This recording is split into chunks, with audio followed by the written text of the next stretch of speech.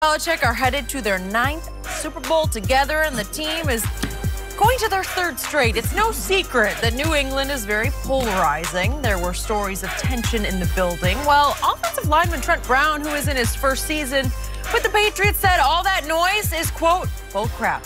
He added that playing in New England is nothing like people say, and, quote, it's fun here. It's fun here, guys. We're joined by Rob Parker. But first, Skip. Yep.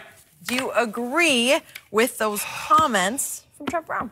I 1,000% agree with yet another outsider who has become an insider who says, time out. This is 1,000% real in here. Tom Brady is 1,000% authentic with everything he says and does. And I have told you guys, in all my years at ESPN, I worked with so many expatriates. I'll just name a few: Teddy Bruschi, Christian Fourier, Damian Woody, Ty Law. He wasn't at ESPN, but we've had him on this show, and I've known him off the field a little bit. I have never heard one discouraging word about Brady inside the locker room. The Patriot way is the foundation for the dynasty, whatever you want to call it, whatever term you want to use for it. It's who they are, because it's the essence of how they keep winning. And the Patriot way is mostly the Brady way, because he's the one who sets the tone in the locker room. We're going to work hard. We're going to work fanatically hard. We're going to practice hard, but we're going to have fun in the locker room. And Trent Brown said it's fun in here, and that's what I've always heard from all the expatriates. They all have fun, because, as Shannon Sharp will tell you, it's fun to win. Absolutely. And after a while, you just see, oh, this works. And the only reason it works, can Belichick be a tyrant? Is he no fun? Is it the no fun league for Belichick?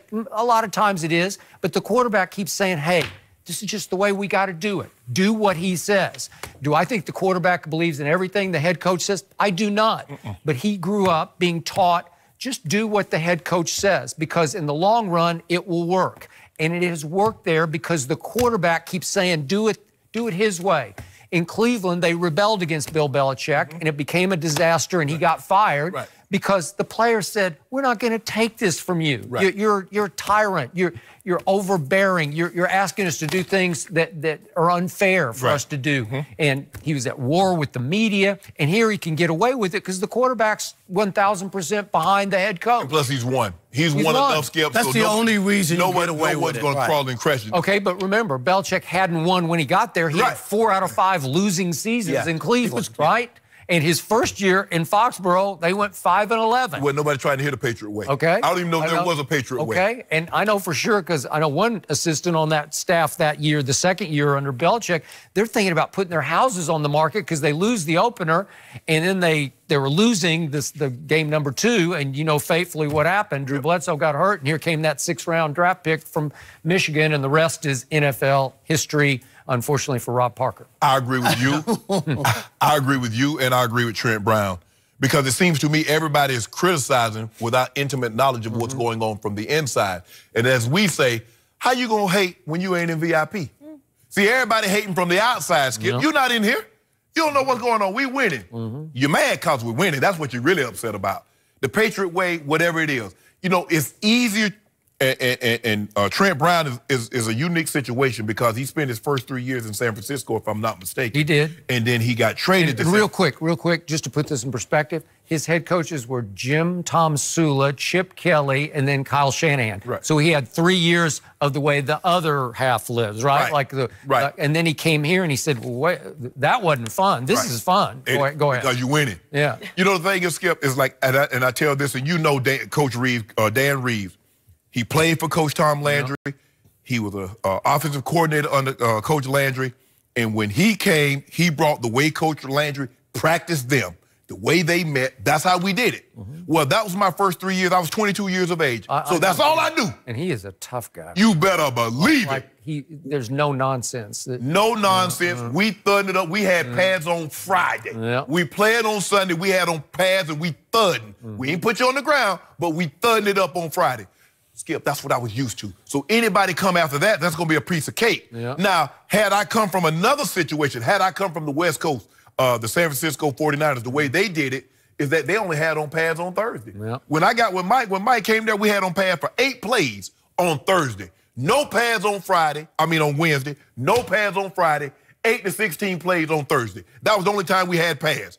Now, can you imagine coming from that, no pads, but only 1 day a week, 8, 16 snaps, to go into Coach Landry's style system with Dan Reeves? Well, that's what happens. If you come in and you get drafted to the Patriots, or you go there early in your career, that's all you know. Yeah.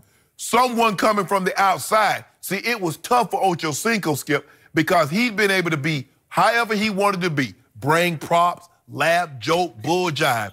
But once he got there, that's not what they do. No. So now all of a sudden he couldn't be himself.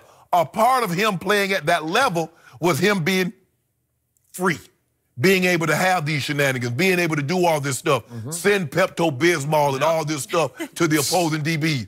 You can't do that with Coach Belichick. Do it. What did Chad tell us? The first film session he had, the first day of camp, right? Yep. Belichick put on the tape of their previous their playoff. I forget who they lost to Baltimore, I think. And he reamed out Tom Brady in front of the team, and Tom just sat there and took it. Okay, that sets that example. That's the Patriot way. Yeah. Yeah, I mean, what is he going to say? He's on his way to the Super Bowl. I get it.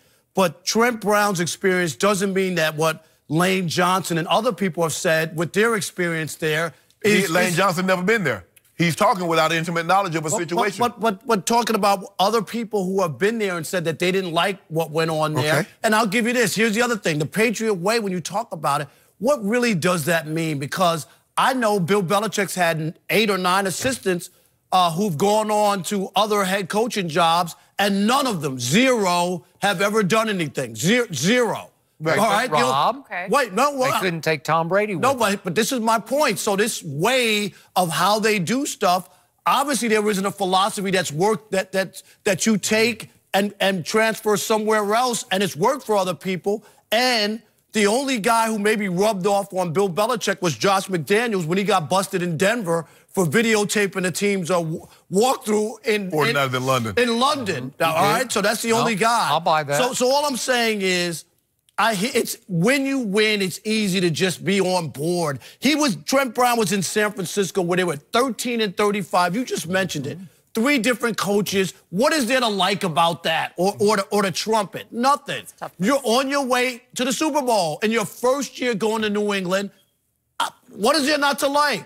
So I'm not buying into this whole Patriots way and, oh, the way that they do stuff, that's why they win. Because if that was true, Romeo Crennel would have gone to Kansas City and he would have done it, and Eric Mangini would have gone to the Jets and he would have done it, and everybody else. That doesn't mean it's transferable just because you have success. No, but usually if you have some sort of system and you know there's a way of how to get stuff out of people, I'm just saying I haven't seen it anywhere else.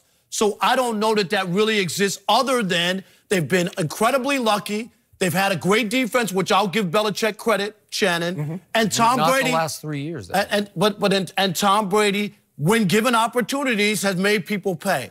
That's, to me, the Patriot way. And you can look, and that's why when I talk about it, there's no 20-year dynasty, 19-year dynasty that people are trumping. And they went 10 years without winning a Super Bowl. What about those years? What about when Baltimore went up there in Foxborough, Skip, and ran the ball down their throat? They should have beaten them 3 times. Do you remember the receiver who... Lee Evans, who had the ball drop a game-winning touchdown. They could have beaten him 3 times. Mark Sanchez and the Jets went up to New England and beat them. All I'm saying is this whole storyline about a 20-year dynasty and they always win and they do things the right way, I'm just not buying it. I don't think when you talk about the Patriot way, it's not always about winning. Sometimes it's about playing to a standard. There's a certain level there's a certain expectation that when you come into this building, this is the way you will do things. Yeah. And that's the way it is. And they don't make exceptions for anybody. You see this, you don't hear this snippering. You know, someone wants a contract and all of a sudden they're talking, well, it's because of us they're having success.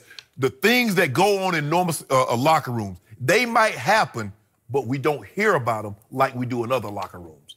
No, I'll give you that. I just think the Patriot way is overblown because I can look at all the other stuff and you want to make Bill Belichick a genius. It's not rubbing off on anybody else. It's not transferring. And you could go and look at other guys who have had a tree and look at their success of guys who have gone on to do stuff. Why hasn't one guy been able to take what they do in New England and transfer it over. I'm just asking. I'm sure Picasso has students. That don't mean they're going to be able to paint like him. No, but one. I'm not saying everybody, Skip. One guy. Rob, give me one. Rob, you're missing the point. What's the constant? It's number 12. He's the one who makes it all go because he keeps saying, we're going to do what he says. And what he says might not always be right, but you can't take 12 with you to Houston or wherever you go. Rob, thanks for being here.